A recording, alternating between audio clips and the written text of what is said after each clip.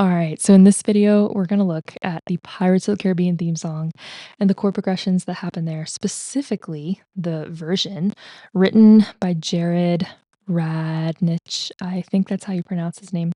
He writes incredible piano arrangements, and he wrote the one.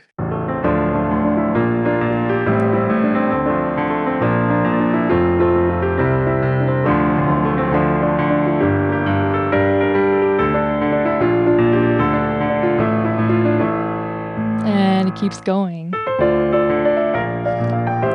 Basically the same up an octave.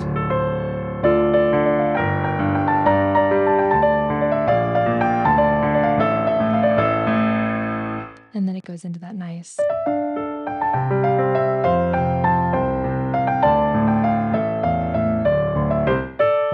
So this one is so much fun to play, and it follows a fantastic, fantastic chord progression. We're in the key of D minor. So we have our D minor first inversion, and then our B flat root position, and then our A minor 7, and really the A minor 7 inversion, back to the D minor, B flat, F major, C, back to D minor, D minor, G minor, G minor again, D minor, B flat, D minor, A major. So here, if we're in the key of D minor, we share all the same chords that F major shares. So F major has F, C, and B flat. We have our center, wing right, wing left. Or in the key of F, we have the 1, 4, and 5. I like to think of it as wing right and then wing left since it connects. So then we have our relative minors, which relative minor of F is D minor. We had that one. Relative minor of C is A minor. We also had that one. Relative minor of B minor is G minor. To find your relative minor, you can just play your major chord, let go of the top note, add a minor third below. So F's relative minor is D minor. C's relative minor is A minor. B flat's relative minor is G minor.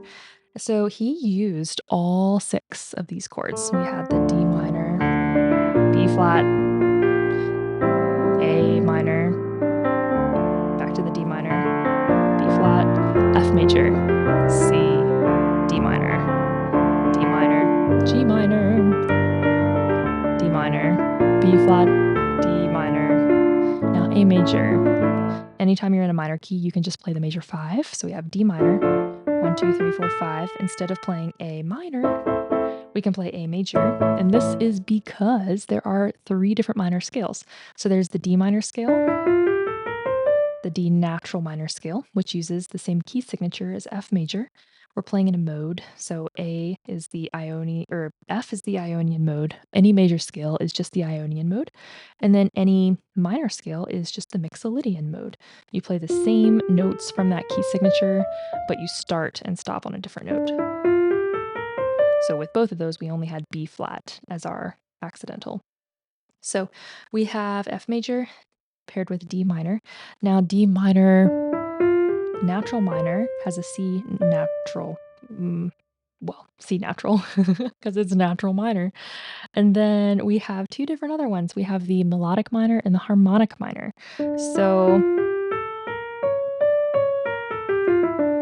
this one is raising our 7th note up a half step so that we have a leading tone back to the root, so that we have that stronger. And this is what allows us to play A major, because if we didn't have C sharp, it would just be A minor. But with C sharp, we have A major. And then the other one, which I learned this through another video by a YouTuber named Michael New. He did an incredible YouTube video on why there are 3 different minor scales. But then he explained how this minor scale leaves a really, really big gap going up the scale. So instead of leaving that gap,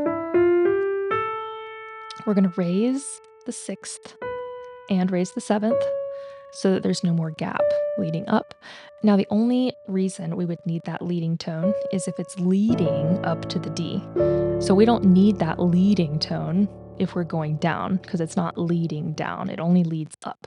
So then that's why on the way up, we raise the sixth, raise the seventh, end up back at D, and then on the way down, we just lower the sixth, lower the seventh, back to the natural minor scale. Isn't that cool?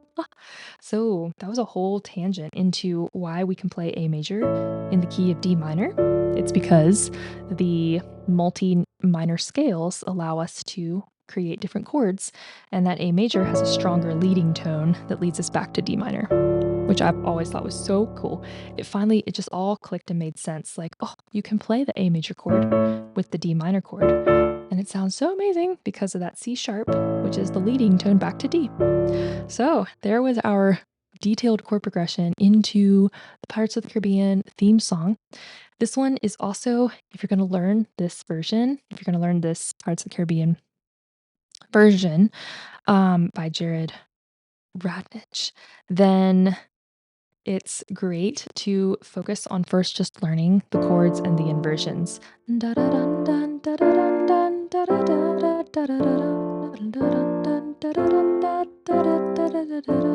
If you can play the blocked chords and then add the melody with it, oh, then you'll be set. You'll be good to go.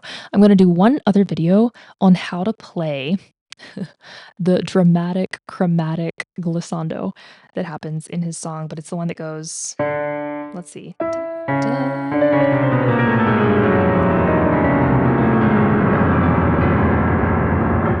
It goes all the way down and then it goes dun. Yeah. So that one's going to be really, really, really fun. And that's going to be in a whole separate video so that it can have its own video. But hope you enjoyed today's video on the chord progression in Pirates of the Caribbean.